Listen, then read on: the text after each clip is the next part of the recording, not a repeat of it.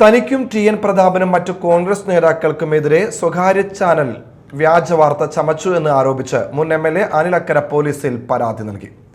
Voice Thrissur Lok Sabha സീറ്റിലെ തോൽവി സംബന്ധിച്ച് അന്വേഷിച്ച കെ.പി.സി.സി സമിതി ടി.എൻ. പ്രതാപനും അനിൽ അക്കരയ്ക്കും എം.പി. വിൻസെന്റിനും ജോസ് വള്ളൂരിനുമെതിരെ നടപടിക്ക് ശുപാർശ ചെയ്തു എന്നായിരുന്നു വാർത്ത. ഒരു സ്വകാര്യ ന്യൂസ് ചാനലാണ് ഈ വാർത്ത സംപ്രേഷണം ചെയ്തത്.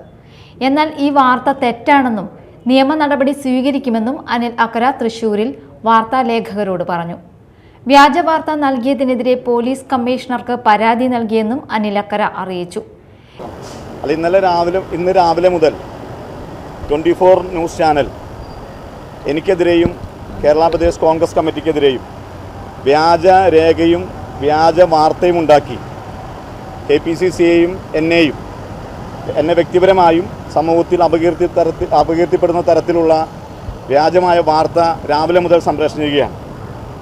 ശ്രീകണ്ഠൻ നായരും അതുപോലെ തന്നെ അശ്വിൻ പാലാഴിയും ദിലീപ് കുമാറും ഈ 3 പേരും ചേർന്നുകൊണ്ടാണ് ഈ വാർത്ത സംപ്രേഷണം ചെയ്തിട്ടുള്ളത്. ആ വാർത്തയിൽ പറയുന്നത് തൃശ്ശൂരിലെ ലോക്സഭാ തെരഞ്ഞെടുപ്പുമായി ബന്ധപ്പെട്ടുകൊണ്ട് ശ്രീ ടി.എൻ. പ്രതാപൻ, ജോസ് വള്ളൂർ, എം.പി. വിൻസെന്റ്, അനിൽ അക്കര എന്നീ 4 പേർക്കെതിരെ നടപടിക്ക് ശുപാർശ ചെയ്തു എന്ന് പറഞ്ഞുകൊണ്ടുള്ള വാർത്തയാണ് പറയുന്നത്. ലോക്സഭാ തെരഞ്ഞെടുപ്പിൽ തൃശൂരിലെ കോൺഗ്രസിന്റെ ദയനീയ തോൽവിക്ക് പിന്നിൽ ടി.എൻ. പ്രതാപനും അനിൽ അക്കരയും അടങ്ങുന്ന സംഘമാണെന്ന് കെ.പി.സി.സി നിയോഗിച്ച അന്വേഷണ കമ്മീഷൻ കണ്ടെത്തിയെന്നും അന്നത്തെ D C C president Jose Vallur, U D F convener M P. Vincent, T N. Prathapan, Anil Akkara എന്നിവർക്കെതിരെ നടപടിക്ക് ശുപാർശ ചെയ്തു എന്നുമായിരുന്നു വാർത്ത.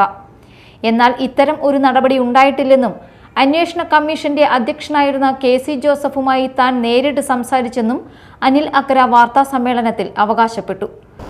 ഇന്ന് രാവിലെ ഈ വാർത്ത കണ്ട ഉടനെ തന്നെ ഈ അന്വേഷണ കമ്മീഷൻ അംഗമായ കെ.സി. ജോസഫ് എന്നെ നേരിട്ട് വിളിക്കുകയും ഈ വാർത്ത പൂർണ്ണമായി വ്യാജമാണെന്നും ഈ വാർത്ത 24 ചാനൽ ഉണ്ടാക്കിയ വ്യാജ വാർത്തയാണെന്നും വ്യാജരേഖ ചമച്ച് ക്രിമിനൽ ഗൂഢാലോചന നടത്തി ഉണ്ടാക്കിയ വാർത്തയാണെന്നും അന്വേഷണ കമ്മീഷൻ്റെ ഏറ്റവും തലമുതിർന്ന അംഗം കൂടിയായ കെ.സി. ജോസഫ് എന്നെ ഫോണിൽ വിളിച്ച് പറയുകയും എനിക്ക് വാട്സപ്പിൽ ഇത് ഫേക്കാണ് എന്ന് പറഞ്ഞുകൊണ്ടുള്ള മെസ്സേജ് തന്നിരിക്കുകയാണ്. ഇതിനകത്ത് ഇത് പൂർണ്ണമായും വ്യാജമാണ്. ശ്രീകണ്ഠൻ നായരും അശ്വിൻ പാലാഴിയും ദിലീപ് കുമാറും ചേർന്ന് കേരള പ്രദേശ് കോൺഗ്രസ് കമ്മിറ്റിയെയും എന്നെയും അപകീർത്തിപ്പെടുത്താൻ വേണ്ടി നടത്തിയ വാർത്തയാണ്. അതുമാത്രമല്ല, കേരള പ്രദേശ് കോൺഗ്രസ് കമ്മിറ്റിയുടെ പേരിൽ വ്യാജരേഖയുണ്ടാക്കിയിരിക്കുകയാണ്. ഇന്ത്യൻ സ്വാതന്ത്ര്യ സമര പോരാട്ടങ്ങൾക്ക് നേതൃത്വം കൊടുത്ത ഒരു പാർട്ടിയുടെ പേരിൽ വ്യാജരേഖയുണ്ടാക്കി വാർത്ത കൊടുക്കുന്നത് വളരെ മോശകരമായ കാര്യമാണ്. മാത്രമല്ല, ഞാൻ തെരഞ്ഞെടുപ്പ് പരാജയത്തിന് ഞാനാണ് ഉത്തരവാദി എന്ന രീതിയിലാണ് വാർത്തയിൽ പറയുന്നത്. സ്വകാര്യ വാർത്താ ചാനൽ തനിക്കും മറ്റ് കോൺഗ്രസ് നേതാക്കൾക്കും എതിരെ വ്യാജ വാർത്ത ചമയ്ക്കുകയാണെന്നും അനിൽ അക്കര ആരോപിച്ചു. Media time, Thrissur.